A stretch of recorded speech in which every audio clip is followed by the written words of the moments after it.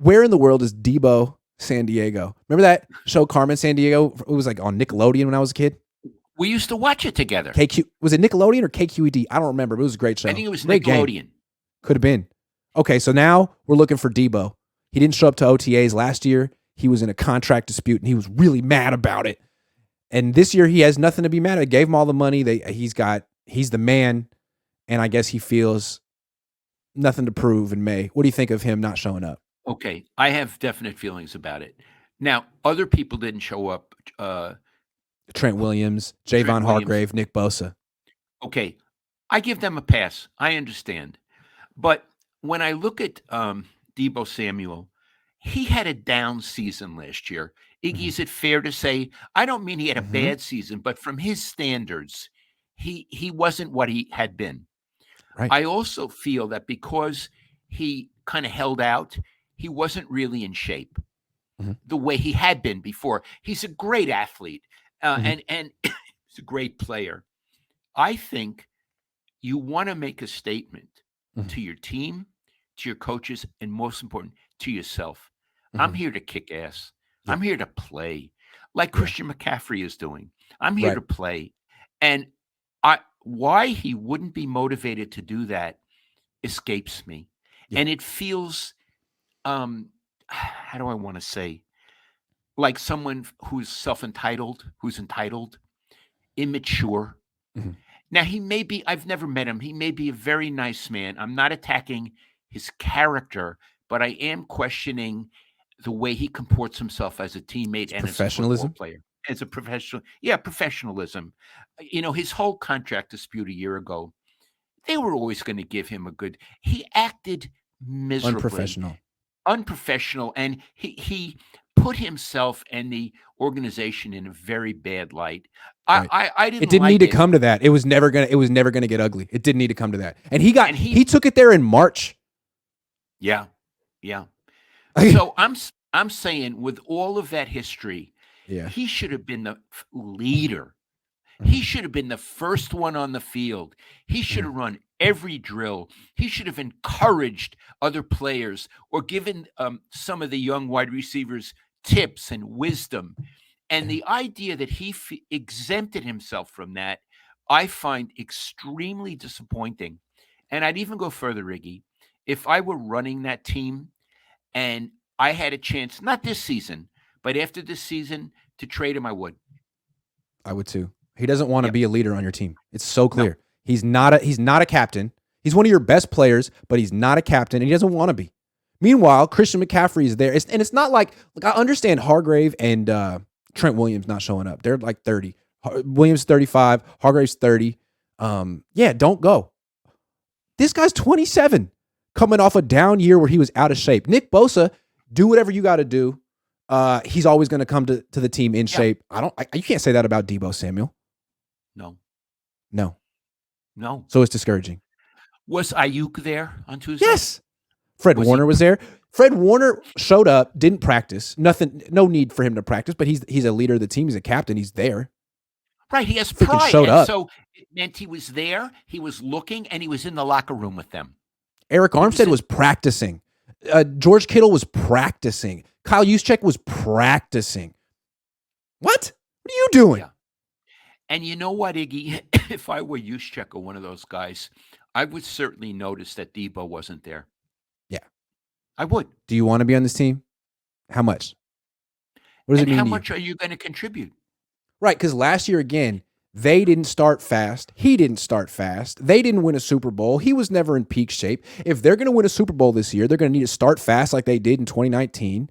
And that means they're going to need to take these practices seriously like McCaffrey is. They're going to need to be in peak shape week 1 like McCaffrey will be. Will Deebo? Don't know. Haven't seen him. Yeah, and Deebo could say, well, they're not required. Right, but a real football player, a real team man comes specifically because they're not required. Yeah, fine. Then if you don't care about being a leader on this team and a captain and you just say you'll show up when you show up, you better be in peak freaking shape like Nick Bosa. Yeah. You better be.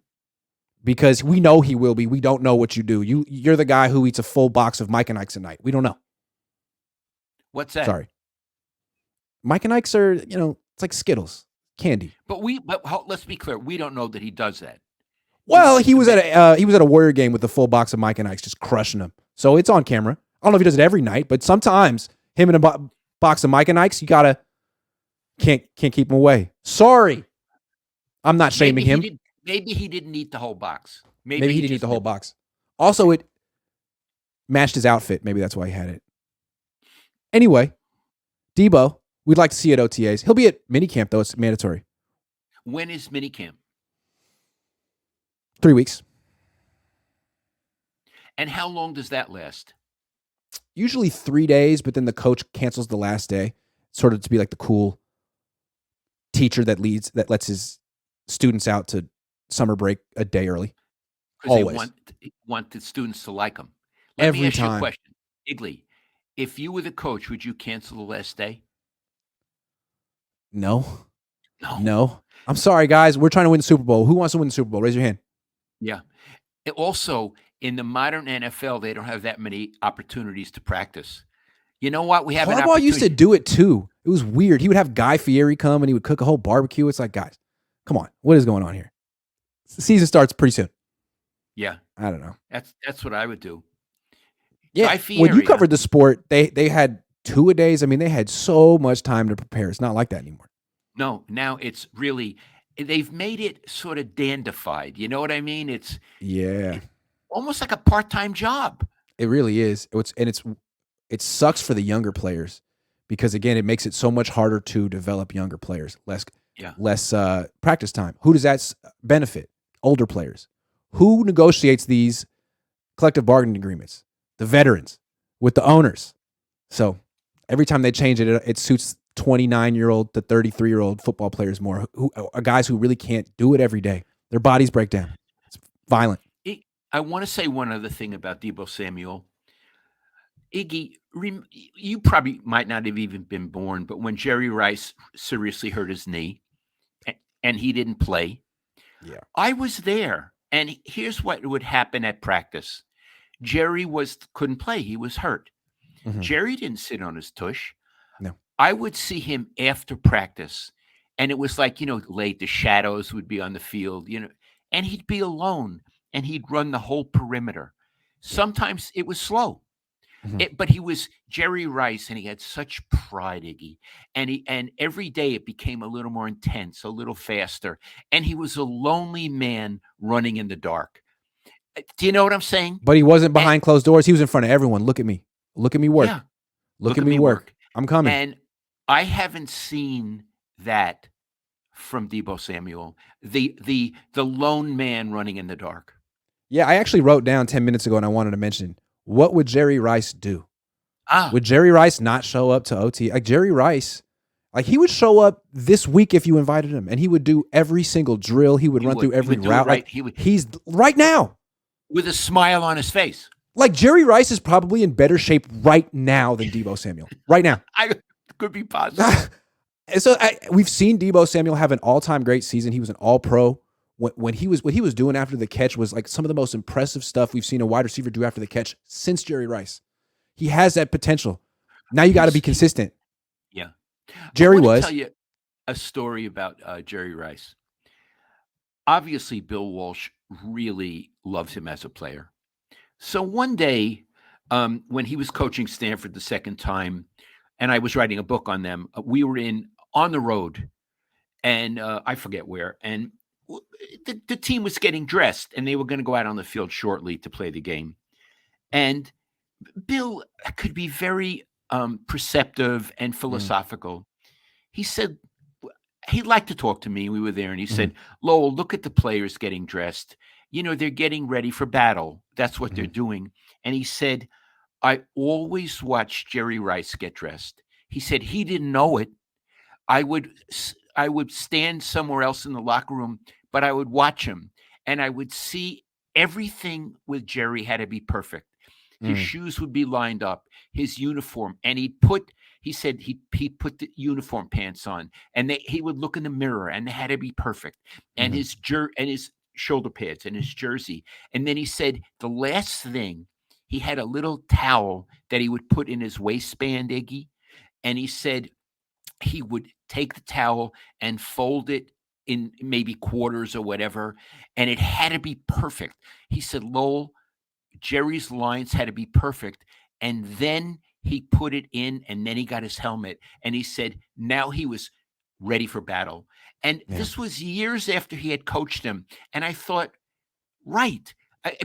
The idea he was a perfectionist, Iggy. Obviously, it was a microcosm for how he did his entire job and lived his life. Yes. Yes. And somehow when we were talking about Deebo, Bill telling me how he used to secretly watch Jerry get dressed resonated with me. And I don't know how Deebo dresses, but it strikes me he's not a perfectionist like Jerry. Right. What some coaches say is how you do anything is how you do everything.